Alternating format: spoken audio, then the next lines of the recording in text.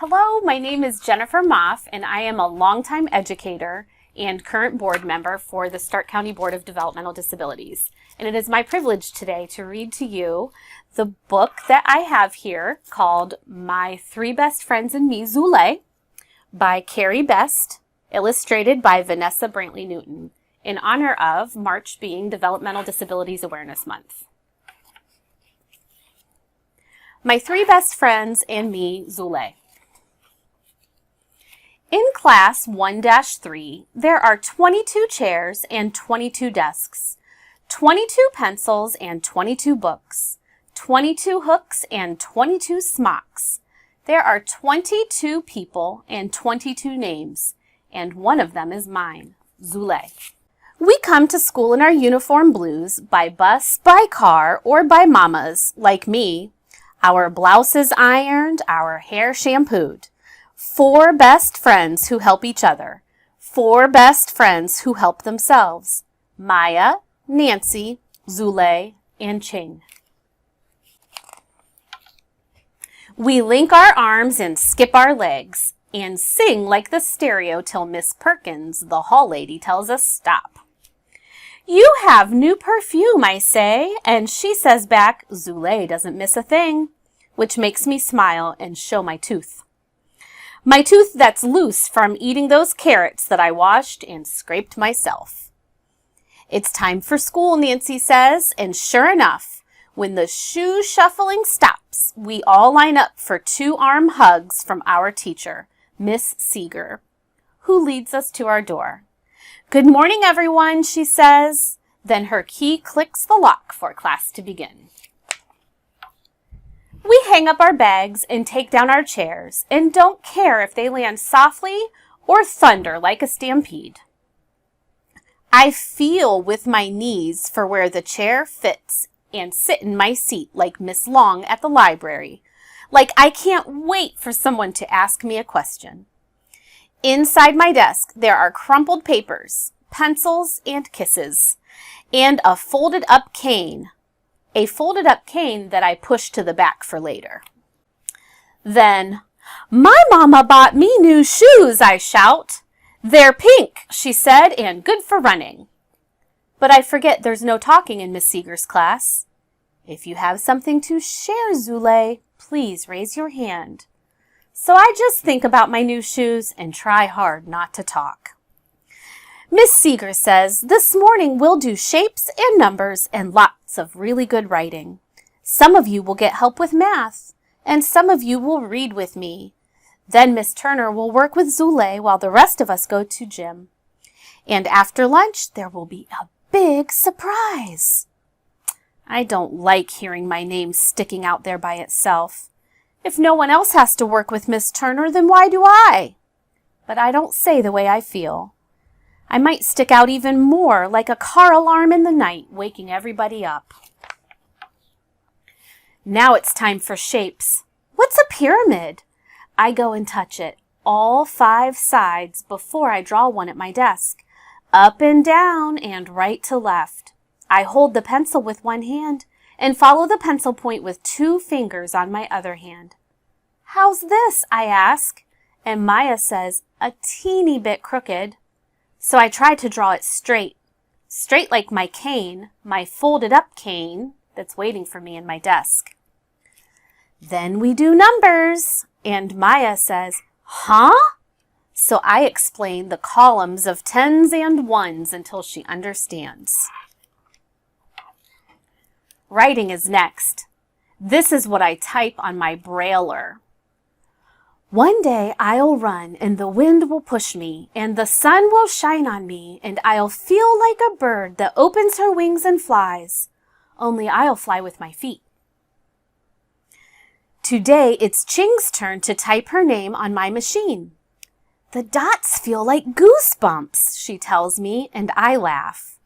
That's how I read, I say. I see with my fingers. Reading used to be hard before my hands learned the way. So was climbing a tree and swimming, because in the beginning all I did was fall and sink and not want to do it like I don't want to do that cane.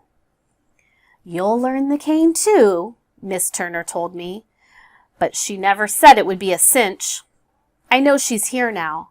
My nose knows her juicy fruit and the smell of the fresh outside.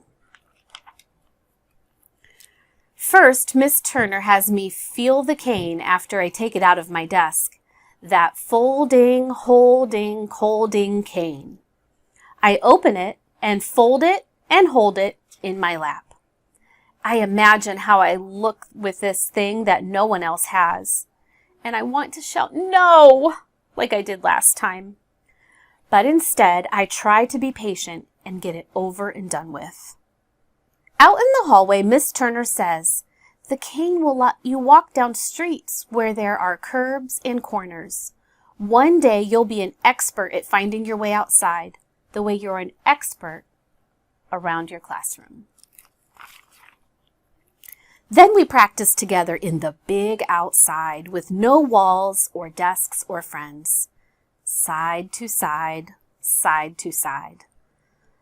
"Let the cane touch things first. You have to learn to trust it," says Miss Turner with her juicy fruity smell.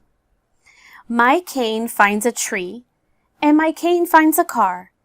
It snaps back and it gets stuck until I say, "I'm so tired," which makes Miss Turner say, "Okay, we can go back inside now." I am happy to put the cane away, but Nancy wants to try it out. "No," I shout, and put it back at the back of my desk for tomorrow.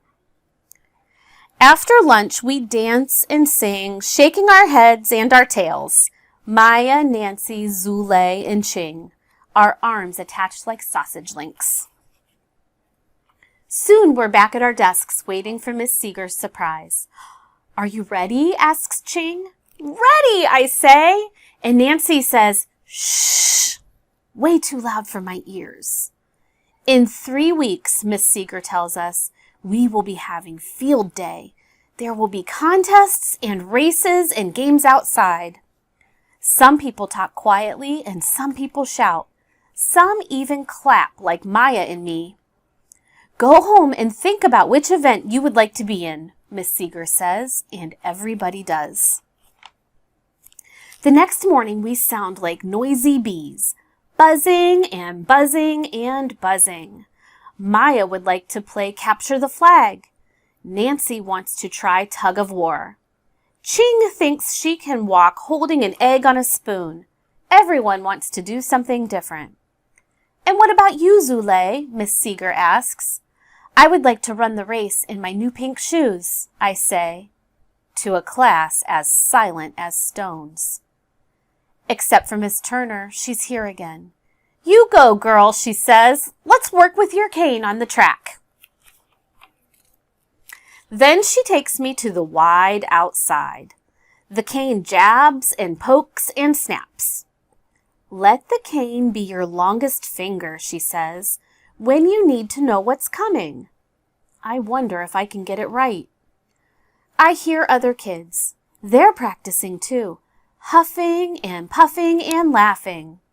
"This stuff's so hard," someone complains, and I know just how he feels. Only I'm not laughing because I'm not so sure I can do it. A few days later, I surprise myself. I get from my classroom to the track all by myself walking with the cane. "Now you're cooking," Miss Turner says, and I believe that I really am. Then she gives me a stick of her juicy fruit gum, and I give her a kiss of my chocolate. "It's time to practice that running," she says. We try our best to glue our arms, running ourselves as one, but Miss Turner and I get all mixed up with our knees and our legs and our feet. Then one day, after so many days, we finally get it right. Miss Turner and me, our legs and our feet, all know how fast we can go. On field day, everyone is bubbling. I hear mamas and papas and cameras clicking. Friends are here with their yays. My event is the very last, and now it is just about time to start.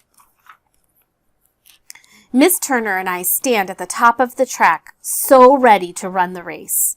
The smooth round track that I know like my hands. The track that I know like my feet.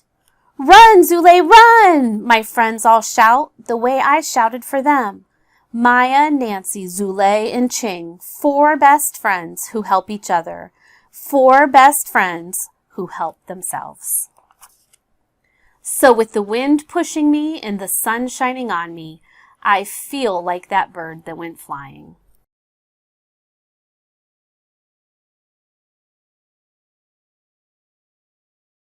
Well, I hope you enjoyed that story as much as I did. I hope that you have wonderful friends like Zulay and Nancy and Maya and Ching that can rely on each other and help each other out.